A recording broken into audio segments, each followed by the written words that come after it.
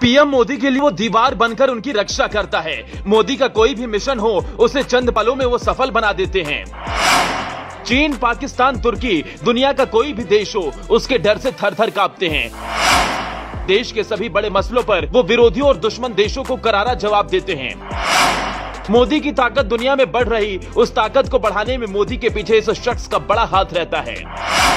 PM Modi दुनिया के सभी ताकतवर देशों में अपनी ताकत का परिचय करा रहे हैं और दुनिया के सभी देश भारत से दोस्ती का हाथ बढ़ा रहे हैं। आज दुनिया को कोई भी बड़ा संदेश देना हो उसके लिए सभी देश मोदी को आगे लाते हैं। सिर्फ 8 सालों में भारत देश दुनिया के सामने इस कदर खड़ा हुआ है कि सभी देश भारत और मोदी के सामने झुककर खुद ही हाथ बढ़ाते हैं। देश दुनिया का कोई भी कितना भी मुश्किल काम हो, मोदी उसे मुमकिन कर दिखाते हैं। लेकिन आज हम आपको मोदी की इस ताकत और हर काम को चुटकी बजा के सफल बनाने के पीछे की वो कहानी बताते हैं जो उसके साथ रहकर पीछे एक मजबूत दीवार बनकर इन सभी कामों को निपटा देता है। मोदी के जाबाज शख्स का नाम है अजीत डोभाल। हाल में ही कुछ ऐसा हुआ है जिसको लेकर चीन और पाकिस्तान के पसीने छूटे हैं और मोदी की लोकप्रियता के पीछे एक बड़ी कहानी अजीत डोभाल ने लिख डाली है। एनएसए अजीत डोभाल को देख चीन और पाकिस्तान के छूटे पसीने।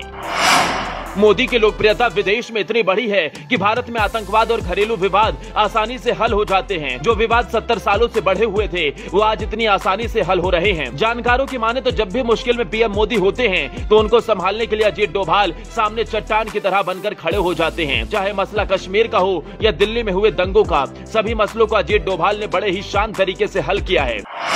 इसके साथ विदेश में अजीत डोभाल ने पाकिस्तान के आतंकवादियों, अफगान समस्या और अमेरिका से बातचीत, लद्दाख विवाद जैसे मुद्दों पर सबको करारा जवाब बड़े ही शानदार तरीके से दिया। वहीं लद्दाख विवाद को लेकर अजीत डोभाल ने चीन से बातचीत की जिसमें चीन के पसीने तक छूट गए और बीजिंग को अपने सैनिकों को एलओसी से पीछे बुलाने तक की नौबत आ गई। अजीत डोभाल की बदौलत मोदी और भारत की धाक दुनिया में बढ़ती जा रही है। लोग जानने लगे हैं कि भारत एक शक्तिशाली देश है और उसकी ताकत दुनिया में क्या है। इसके साथ ही एक और व्यक्ति है जिसकी वजह से मोदी का डंका दुनिया में बजता है और इनके बोलबाले से भारत अपना दम पूरी दुनिया को दिखाता है। इस व्यक्ति का नाम है एस जयशंकर, जो विदेश मंत्री हैं, जिन्होंने भारत की विदेश नीति को एक तरह से पंख लगा दिए हैं। आपको याद होगा कि अमेरिकी विदेश मंत्री ने यह तक कह डाला है कि भारत रूस से तेल लेता रहेगा, क्योंकि जितना तेल भारत रूस से ले रहा है उतना तो यूरोप के देश दोपहर तक खत्म कर देते हैं। ऐसी बेबाकी देख अमेरिकी विदेश मंत्री भी हक्का बक्का हो गए थे।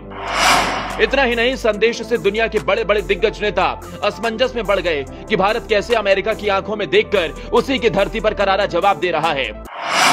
अब वहीं पीएम मोदी के जेम्स बॉन्ड अजीत डोभाल अचानक से फिर सुर्खियों में आ गए हैं और खबर है कि अजीत डोभाल रूस के राष्ट्रपति पुतिन से मिलने उनके घर गए। इसे लेकर सबसे ज्यादा पाकिस्तान और चीन की हालत खराब हो गई। खबरों की माने भारत के राष्ट्रीय सुरक्षा सलाहकार अजीत डोभाल मॉस्को के दौरे पर हैं और ऐसा कहा जा रहा है कि वो यूक्रेन के साथ चल रहे रूस के युद्ध को लेकर दोनों देशों के बीच मध्यस्थता कराने पहुंचे हैं। इस घटनाक्रम से जुड़े सूत्रों की माने तो अजीत डोभाल मंगलवार को घोषित यात्रा पर रूस पहुंचे थे। सूत्रों का कहना है कि जयशंकर मुख्य रूप से अपने समकक्ष निकोलाई से मिल सकते हैं। फिलहाल उनका सिर्फ निकोलाई से मिलने का ही कार्यक्रम है।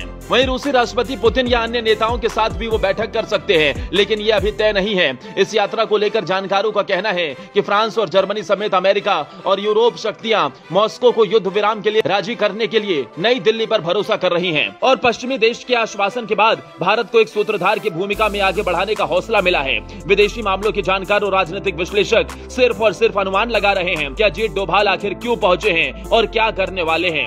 ऐसे में एक धारणा यह भी है कि पश्चिमी नेता यूक्रेन के राष्ट्रपति को युद्ध विराम के लिए सहमति का दबाव बना रहे हैं और चाह रहे हैं कि रूस लड़ाई को खत्म करे। सूत्रों की माने तो भारत इसे एक अवसर के रूप में देख रहा है, क्योंकि अगर वो युद्ध विराम कराने में कामयाब हो जाता है तो यूरोप में उसका सम्मान काफी ज्यादा बढ़ जाएगा। इस यात्रा की एक अन्य महत्वपूर्ण पहलू भारत को अपनी रक्षा आपूर्ति कराना है। जानकारों का यह कहना है कि बैठक के समय अजीत डोभाल भारत को ईंधन की आपूर्ति और इससे जुड़े संबंधित चीजों को लेकर बातचीत कर सकते हैं। अजीत डोभाल इस यात्रा में आतंकवाद, रक्षा और यूक्रेन युद्ध के मद्देनजर खाद्य से लेकर कई अन्य क्षेत्र और अंतर्राष्ट्रीय मुद्दों पर भी चर्चा कर सकते हैं। ये अभी से कयास लगाए जा रहे हैं कि परिस्थितियां आने वाले समय में काफी हद तक ठीक हो जाएंगी।